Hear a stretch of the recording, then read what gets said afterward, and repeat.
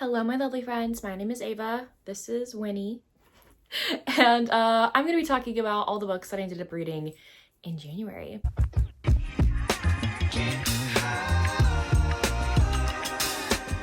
I think I read 23 books and I really enjoyed almost like all of them. So let's get into this wrap up. The first book that I ended up reading in 2025 was my first ever Beverly Jenkins book. This is Rebel by Beverly Jenkins. I actually read this for a in-person book club here in Austin, and then something happened to my car and I wasn't able to go, which sucks, but it gave me the perfect excuse to finally pick up my first Beverly Jenkins book, and I really enjoyed it. It's more of like a low-key historical romance. It is a historical romance, so you are going to have racism running rampant through this book, and I believe in a lot of Beverly Jenkins historical romances, so please be aware of that before diving into her books. This heroine here is a school teacher, and her school gets like ripped apart and ransacked one day by some not so nice guys. Obviously, our hero in here, he catches wind of this. I think he meets her at first. It's been a while since I've read this, okay? And decides to help her out, and she's gonna stay with him and his family, and like things just happen. It's a very slow progression, kind of like slow burn between the two of them. I did enjoy this writing style though. I am really excited to also pick up like Indigo and other more like famous works by Beverly, but I feel like this was a great like toe dip into this author's works. For tropes, I have, it's a black love romance. It's a historical American set, because this isn't a Western, right? So I can't say it's a Western. So it's a historical romance that takes place in America. American historical romance? I don't know. And then you have a strong female main character. I definitely was on the historical kick for a little while there at the beginning of January, so I ended up picking up The Winter Bride by Anne Gracie. This is the second book to The Autumn Bride, which was one of my favorite reads from last year. I finally got Hoopla this month, and like all of Anne Gracie's books were on Hoopla, so I took advantage of that. This series are about four sisters, the Chance sisters. Not all of them are technically sisters by blood. Two of them are, but they adopted themselves as sisters after some occurrences that happened at the beginning of book one, where the heroine from book number one saved all three of these girls, one of them being her biological sister, from this brothel or this slave trafficking ring, essentially, where they kidnap girls and sell them to men. So she ended up saving three of these women, and they have become the Chance sisters. They want to make enough money and save up enough money to leave. However, things in book number one change when they kind of get semi-adopted by this elderly woman who has always wanted daughters. She's too old to have daughters herself, so she says they're long-lost nieces, even though they have no biological like ties to her. Anyway, so this second book is about Damaris. You figure out in the book how she ended up getting to that horrible place at the beginning of book number one. She gets in a fake engagement with this guy named Max, who I believe is the hero from book one's best friend. And that's all I'll leave you with because I don't want to spoil anything. But I overall really enjoyed it. For this one, we have artistic characters. So our heroine is an artist. She actually grew up in China and learned how to paint pottery, which was like really cool. I've never really seen that in a book before, so I love that little artistic touch. We have a fake engagement, and it is a historical romance. I decided to stop my historical romance reading with a Cassie Mint novella. She's a great author to pick up when you don't know what to read and you don't want to get in a slump, you don't want to not read. So I always just pick up a Cassie Mint novella, and this time I picked up Guarded by a Broody Biker. I really enjoyed this one. So our heroine is really scared at the moment. This guy that she went on a few dates with is acting very stalkerish towards her, and she like for some reason like fully believes, she has this intuition like a lot of women do, like I think this guy is gonna do something to me or get in my house, like I just have this feeling that something is going to happen. So she basically spends all of her savings for just hiring a bodyguard for one night, and that is our hero. She actually owns this candle booth at a market. Like that's her job, is selling candles at this market. Big giant broody biker dude like standing in her tiny little booth at this market. But he is realizing like, oh, this woman is in trouble, like what? But anyway, he falls for her hard. Like she's this sweet tiny woman and he's this giant biker dude, and I love the opposites attract nature in here, and so it was a great little novella to pick up. For tropes, it's a bodyguard romance, forced proximity. because he like sleeps over at her house to make sure nothing happens to her. Motorcycles, because the guy rides a motorcycle, and it is a novella. Next, I picked up Lips Like Sugar by Jess K. Hardy. I actually read book number 1 last year, and I honestly forgot about this series, even though I really did enjoy book number 1, until I was watching Crystal from Crystal's Bookish Life saying how she absolutely adored the second book, and I was like, oh my gosh, I forgot about those books. I didn't even know there was a second book. Let me go pick it up. And I did, and it was great. Jessica Hardy writes Gen X romances, so characters that are older than what you would typically see in a romance book. Like normally romance books are about people in their 20s, right? That's mainly what adult romance books, like their general age range are. So I really enjoyed this one. You have, I think the hero's in his 50s and she's in her 40s. This first scene is iconic to me in this book. The heroine owns a bakery. She's a baker, which I always love that because I love baking myself. And she has an ex of hers come in with, I believe, the woman that he cheated on her with. And they're all going to the same wedding. And to kind of show up her ex that's in the store, the first guy that walks in, this broody looking drummer dude, I think he's a drummer, I don't know, he's in a band though, he's in like a famous band anyway. So he walks in and she's like, oh my gosh, hi honey, and so she pretends to know that they're together and that she even knows him, and he plays along so stinking well. It's a great meet cute moment. And afterward, after her ex leaves, she's like, thank you so much, I needed to show up my ex, but thank you for playing along. And he's like, great, how about we keep these good vibes going? Like, how about we keep doing this? So tropes, you have baking, like I said, bi representation. I think the hero is bi, if I'm not mistaken. I can't remember which one, maybe both. I can't remember off the top of my head. Fake dating, a meet cute moment. You have musician, the hero is a musician. You have an older couple than what you typically see in a romance. A single mom, and it is a small town romance. One of my favorite reads of the month was Bound to the Shadow Prince by Ruby Dixon. I finally picked this one up because the audiobook hold on my Libby took forever to get to me because I wanted to listen to this one so badly. I do wonder though what changed in this book. I don't know if it's the exact same as the audiobook because the audiobook was created and published when this book was still on like a service like Wattpad, but it uses like coins and stuff. It's called Yonder.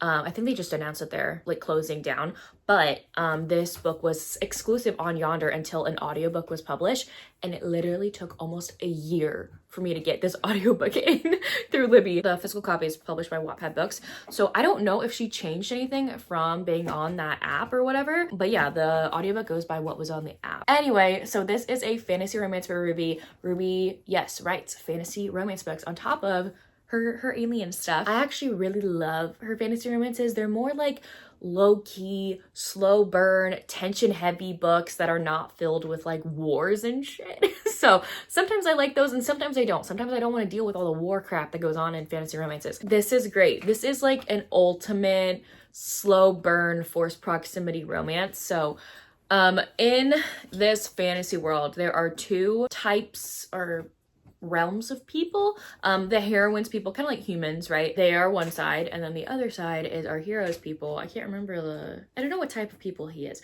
but his name is Nemeth, the hero is. But anyway, his people are the other type of people that are on the land. Kind of like, think of Radiance, okay? You have the Kai and the humans.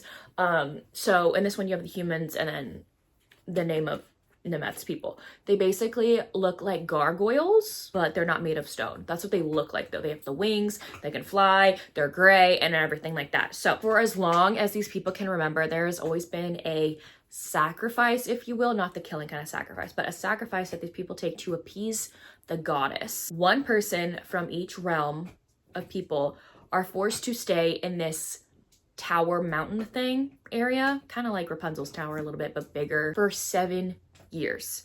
And if either of them comes out of the tower during that time, during those 7 years, the goddess will rain wrath on everything and everyone in both lands. So the heroine and Nemeth have been chosen to be these two people. They are stuck in this tower with someone they don't like because these people are basically also at war with each other, on the brink of war with each other. And so they're forced to live together for 7 years. So yeah, this one is very slow burn, forced proximity. I freaking love it so much. I know this is not going to be everyone's cup of tea.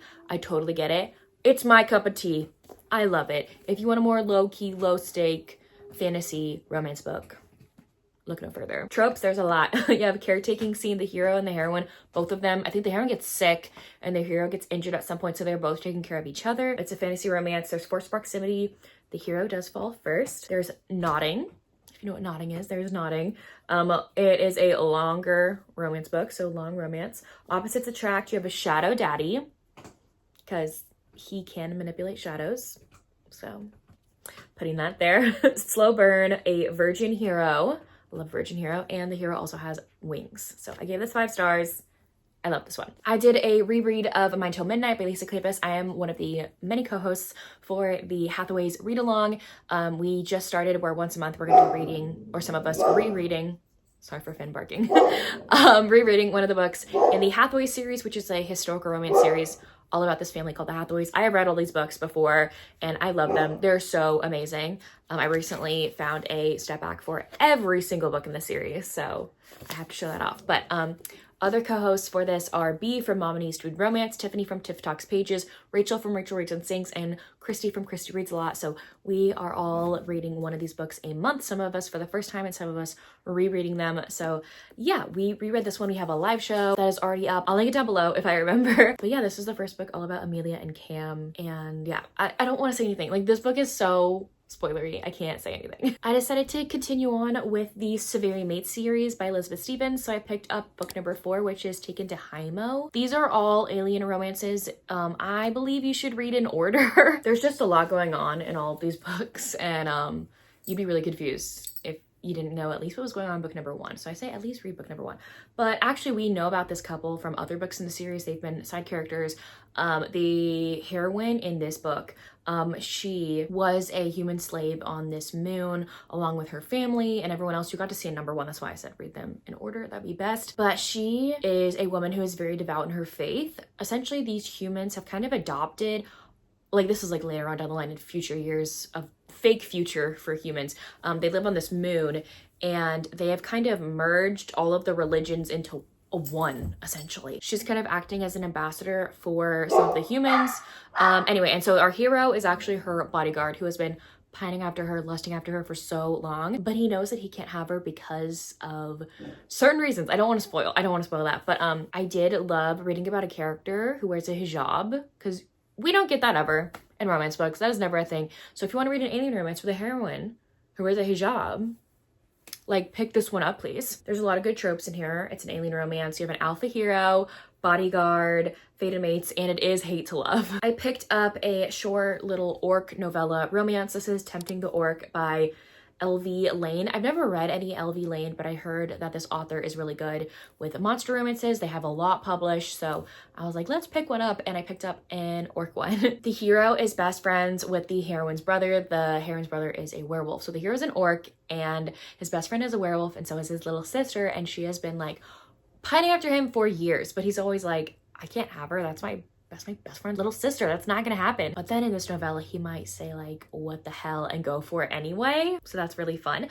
Tropes for this one, you have knots. There's nodding, longing or pining. It's a monster romance. You have orcs, a shifter romance. It's a novella, and there are werewolves. This next one was a hunky doozy of a book. I read Still Beating by Jennifer Hartman. I buddy read this with Rachel from Rachel Reads and Sings, and it was a really good book to buddy read. This book was not what I expected, I guess. I had been putting off this book, number 1, because it's really hyped, and number 2, I was really worried about the assault scenes because both of these characters don't like each other. The heroine is the hero's fiance's little sister, and they just bigger and fight all the time, but she needs a ride after her wallet and keys and everything gets stolen at a bar one night, and they end up both getting kidnapped afterward, and essentially they get kidnapped by a serial killer who makes his captors fall in love with each other, and then he kills them in front of each other. It is grotesque. So I was worried that we were also gonna have to see this grotesque man like assault the heroine over and over again, and that does happen, but it's not on page, which I thought it would be. There are romances like that, so I don't know, I was just worried, but I feel like Jennifer Hartman did it in a way that wasn't, like, nothing about being assaulted is tasteful, nothing whatsoever.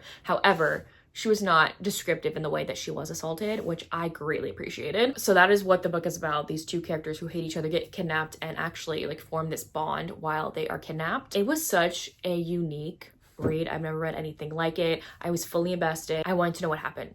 the whole time I was reading. I could not put it down. So thank you so much, Rachel, for buddy reading this with me. We're going to be buddy reading Lotus next month, which we are so excited for. I think this was both our first Jennifer Hartman book. Still Beating was. So yeah, we can't wait to read more. Tropes for this one. It's angsty. The audiobook is amazing. It's a dark romance. It's enemies to lovers.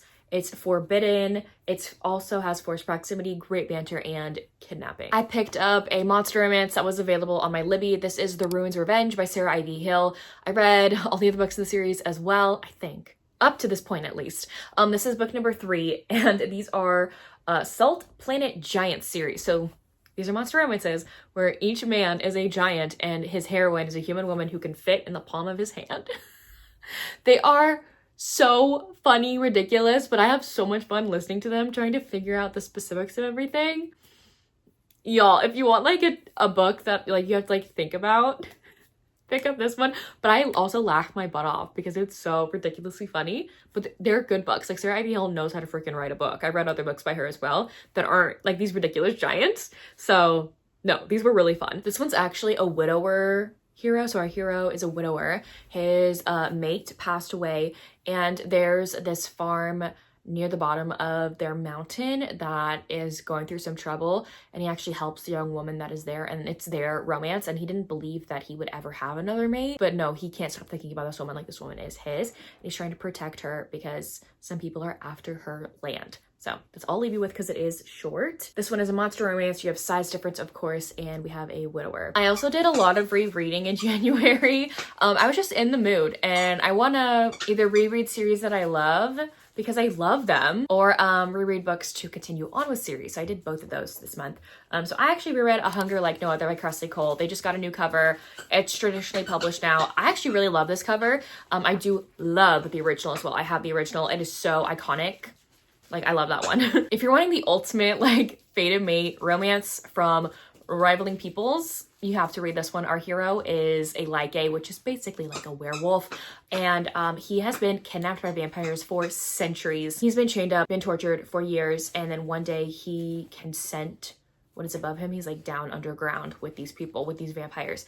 He can smell what's above him. And he catches whiff of his fated mate, who he has been looking for like 500 years. And he's like, I am not letting myself lose this scent. He literally breaks his own leg in order to get out of these bonds and go chase after her. And when he finds her, when he catches her, he is devastated to realize she's part vampire.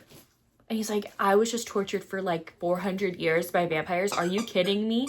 Like, how could fate tie me to this woman? I don't know. It's a fantastic fated mate paranormal romance series. If you have not read these books and you Winnie.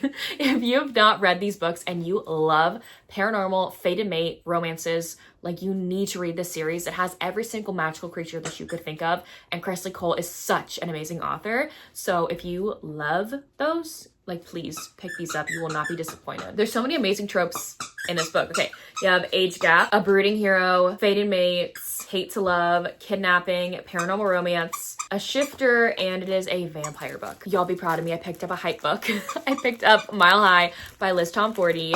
Everyone and their mother has read this book except for me. Sorry, y'all. I need to throw her unicorn toy. But everyone has read this book except for me, and I enjoyed it. It was fun. I want to continue on with the series just to see if I like absolutely am in love with or obsessed with any of the other books. I know a lot of people love the hero from book number 2 so much, so maybe I will as well. I do want to check out book number 3 because I know that one's like single dad nanny, I think, which Winnie, whoa, which if y'all didn't know is like my ultimate cup of tea. I love those.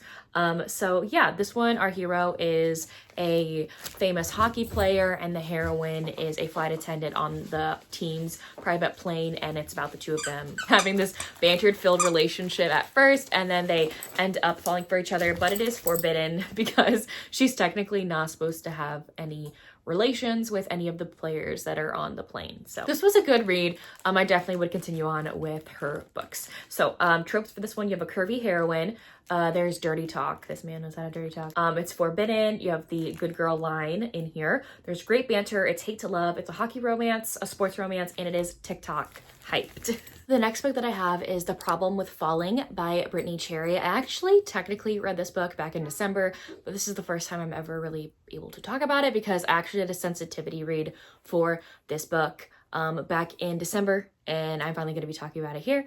And this was a great read. It was like surreal being able to read a book in the works of Brittany's, because y'all know Brittany is like one of my favorite authors of all time. So it was such like a blessing and surreal to sensitivity read one of her like early drafts of this book. And it's such a good, cute, sweet read. Before I read this book, I had never read any of the other books in the Problem series. I'm going to be talking about another one later on in this video, but before this point I didn't, and so it really made me want to read the other books in the series. Each book in the series is about a sister. There's 3 sisters. This is a Grumpy Sunshine romance. Our heroine is very free-spirited, basically travels around in her like mobile home RV van thing, whatever. I don't remember the name of it, like what it is, but she calls it Big Bird.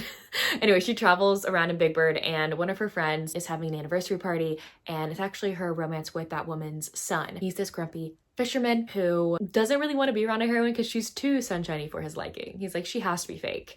But that's just who she is. So this was a great read. I am so happy Brittany came out with another book because I love her books so much. So tropes for this one: great banter. It's a Grumpy Sunshine. You have a grumpy hero. It's opposites attract, and it is a small town romance. Next, I picked up a fantasy romance that I never heard about before, but I saw it on my Libby. This is Little Fire by Holly Manns. This is actually the first book in a series. I haven't read any of the other ones, but I decided to jump on into this one. In this fantasy world, our hero's like this very high mage guy, and the heroine is on her way to the Empire City or whatever to become a healer. But on her way there, some evil guys like have a portal come to be in like their town square and are bringing people through it. And the heroine decides to save someone and gets sucked into the portal herself. And this very powerful mage like jumps through the portal to save her. And it's them trying to survive in this other kind of dimension area, and they fall in love throughout the way. So it's a very unique fantasy romance. I really enjoyed it. If you're wanting a more low-key fantasy romance and you want to get into the genre, I feel like this is a great starter book for you. Tropes in this one: fantasy romance, a sports proximity, a grumpy hero, a romance with magic, and the touch her and die trope. I picked up the next book in the Chance Sisters series. I talked about book number 2 earlier in this video, but I picked up The Spring Bride, which is about one of the sisters who has always wanted to get married, but she's always wanted to marry for money, essentially, because she lived a very poor life growing up, and she does not want her kids to ever experience the same things that she did. Like, she and her sister had to scrape by for food, go starving all the time, and have men try and kidnap her and use her even as a little girl. Like, she is terrified of that happening to her future children. So she agrees to marry this man she has like no feelings for whatsoever. But he has an estate, he has a castle, he's rich, and she's like, okay, I feel like I'm good. But she ends up meeting this man who she presumes has no money because the way he's dressed and the way that he acts and his fake accent that he has. But he's actually a titled man who is undercover as kind of like a detective. But she doesn't know that. That's all I'll say on that one. But it was a good historical. This is Hero Falls First, Hidden Identity, a historical romance, and we have a spy. So Tiffany from TikTok's pages and myself, we run the Beam Me Up Book Club, which is an alien and monster romance book club we host once a month, where once a month we read either a monster or alien romance together.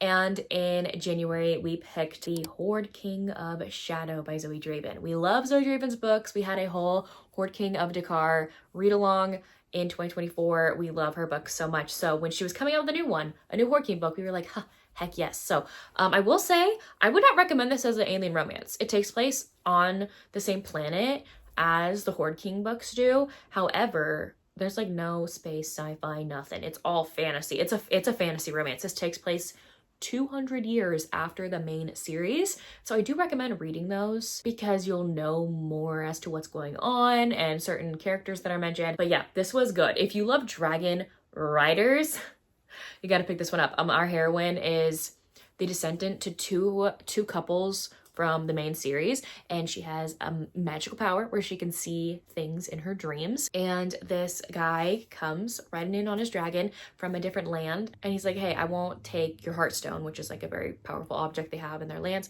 if you give me, he's talking to the king right now, your daughter to marry. And that's our heroine. And so she has to go with this guy who basically was like, either I take you or I take all your people's power source. She's like, well, no question there. Obviously, I'm going with you. So yeah, this was a really good fantasy romance. If you love dragons, dragon riders, like, you need to pick this one up. There's some great tropes. You have alpha hero, uprooting hero.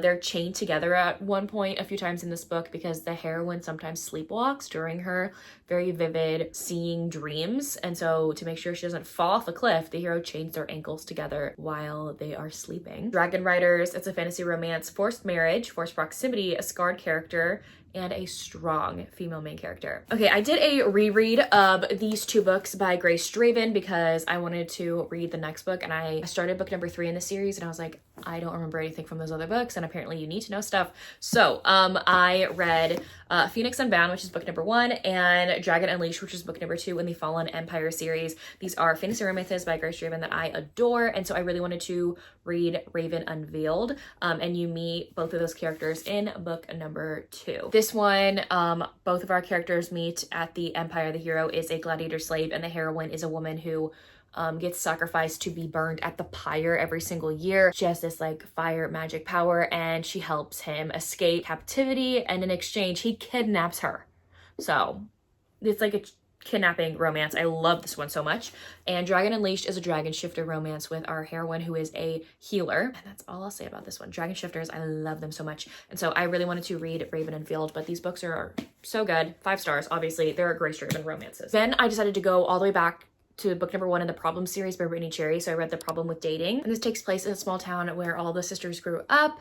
And there's this really big restaurant being built in this small town. The heroine runs like this doggy daycare center in the small town. And the hero is a very notorious chef who is opening up a restaurant in their small town. And the small town is not happy about it because they don't want this big fancy restaurant in their town and blah, blah, blah. Anyway, it's about those two characters falling for each other. For a trope for this one, you have a chef, fake dating, because they do fake date to get the heroine's ex-husband off of her back because she's sick of him and he thinks like there's still something there when there's not. So they fake date. You have a grumpy hero. It's Grumpy Sunshine. No third act breakup. Opposites attract, and it is a small town romance. Last month, I was researching romances that have celiac disease representation, and I found a Fixer Upper by Hannah Henry, and I decided to pick it up. This is an MM romance. So if you love MM romances and video games, like streaming and stuff, I definitely recommend you pick this one up. Both of our heroes end up meeting on a streaming platform, and they end up deciding to meet in person. They've been friends for years. They kind of have this benefits situation for a little bit, and then it turns into something more. One of our heroes does have celiac disease and has a lot of health anxiety because of a celiac disease, which I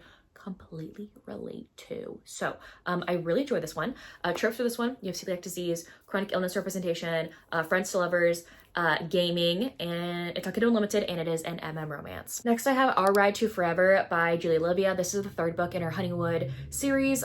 This is a series that takes place at a theme park called Honeywood. It's like Disney, like a Disney amusement park. However, it's all themed around this like Honeywood-esque thing where there's like bears and bees. Like it's like a honey themed park. This one starts out as a friends with benefits situation. They're friends, and then it turns into more they actually get married for convenience purposes. The hero is going through some like health troubles at the moment with his heart, like his anxiety is really bad also. So they get married in order to get on her insurance. It's kind of like a second chance after them first getting married like 5 months ago, I want to say, and they come back into each other's lives. I actually really enjoyed this one. It was good. I could not stop reading it. Man, the spice in this book was great. The dirty talk was fantastic. But yeah, it was good. Tropes, you have dirty talk, friends to lovers, marriage of convenience, a one night stand to more at the very beginning before they get married. Roommates, you have a short king. You very rarely read about short kings, so I had to make a new trope list for short kings. Small town romance, and the That's My Wife line is in here. One of my new favorite books that I read this month was Not Another Love Song by Julie Soto. I listened to this book a few days ago in the car while I was traveling to my parents' house. They live like 2 hours away, and I was like blushing in the car alone listening to this book, especially with this freaking scene, this scene that this cover is depicting. holy freaking crap, that scene is so juicy. It's so good. You have two musicians who are falling in love with each other. The heroine is a violinist and the hero is a cellist. They are on the same like orchestra, it's not team, orchestra group, but he is actually also a famous musician. He's in this band called Thorn and Roses, where each person in the band plays a like orchestral instrument. So he plays the cello, and man, these two fall hardcore for each other. It is delicious. This book is so good. I can't really say anything else about it, but they're trying to deal with the inner workings of being a musician in this world and being together also, and like it's so good. This is also a great representation of, there's been a lot of discourse around the book internet world right now about spice in romances, how very saturated it's become, and this book has the type of spicy scenes that like mean something and that were so good. They weren't there just to be there. They were there to further their connection or further the plot along. They weren't just there to say there was spice in the book. So this was so good. 5 stars for me. This is a hate to love romance, musicians, and an obsessed hero. The last book that I read in January, I actually listened to all when coming back from my parents' house, literally on the last day of the month. It was only a 4-hour audiobook, so this is Snowed In with a Demon by L.E. Eldridge. This is basically about our heroine who runs and owns this inn, and the demon who can like turn invisible that was confined to the inn's like property. Hundreds of years ago, he was cursed. He feeds off of humans' fear. That's how he like eats. He feeds off of humans' fear, but he doesn't take it like too far. He'll like open door, make something fall or something like that to like scare people, but he doesn't like try and kill anyone. But he ends up falling for this heroine while he's watching her run this inn, and finally decides to like make himself known in this book. But it was actually a really good, cute, wintry-esque romance. Tropes for this one, you have bi-representation with our heroine, a cozy romance, a demon romance, it's fated mates, an inn setting. You have Nodding, the Mating Bite, novella on audio. It's a paranormal romance and it takes place during a snowstorm. Anyways, there you have it. That was a very long wrap up. Those were all the books that I ended up reading in January. Let me know down below if you've read any of these books or if you plan to. And if you don't feel like commenting anything else, you can leave me a sparkle. Let's do a sparkle emoji in the comment section down below. But anyways, thank you all so much for watching. I will see y'all soon in my next one. Bye y'all.